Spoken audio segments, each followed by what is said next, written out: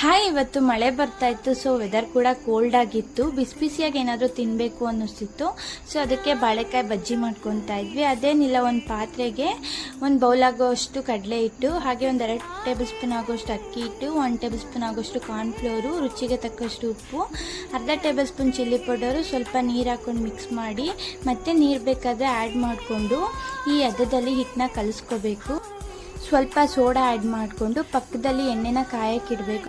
ಈ ಕಡೆ ಒಂದೊಂದೇ ಬಾಳೆಕಾಯಿಗೆ ಹಿಟ್ಟನ್ನ ಮಿಕ್ಸ್ ಮಾಡಿಕೊಂಡು ಎಣ್ಣೆಯಲ್ಲಿ ಬಿಟ್ಕೊಳ್ತಾ ಹೋಗಬೇಕು. ಹಾಗೆ ಇದನ್ನು ಮೀಡಿಯಮ್ ಫ್ಲೇಮಲ್ಲಿ ಬೇಯಿಸಬೇಕು, ಯಾಕಂದರೆ ಒಳಗಡೆ ಬಾಳೆಕಾಯಿ ಎಲ್ಲ ಬೇಯಬೇಕಲ್ಲ. ಸೊ ಅದರಿಂದ ಫಸ್ಟಿಗೆ ಎಣ್ಣೆಗೆ ಹಾಕಿದ ತಕ್ಷಣ ತೆಗಿಯೋಕೆ ಹೋಗಬೇಡ್ರಿ. ಒಂದು ಸ್ವಲ್ಪ ಹೊತ್ತು ಬಿಟ್ಟಾದಮೇಲೆ ತಿರುಗಿಸಿ ಹಾಕಿದ್ರೆ ಬಾಳೆಕಾಯಿ ಬಜ್ಜಿ ಚೆನ್ನಾಗಿರುತ್ತೆ. ಸೊ ಒಂದು 10 ಮಿನಿಟ್ಸ್ ಒಳಗಡೆ ಬಾಳೆಕಾಯಿ ಬಜ್ಜಿ ರೆಡಿ ಆಯಿತು. ಈ ವೆದರ್ಗೆ ಬಾಳೆಕಾಯಿ ಬಜ್ಜಿ ಅಂತೂ ತುಂಬ ಚೆನ್ನಾಗಿತ್ತು. ಒಳಗಡೆ ಸಾಫ್ಟ್, ಹೊರಗಡೆ ಕ್ರಿಸ್ಪಿಯಾಗಿ.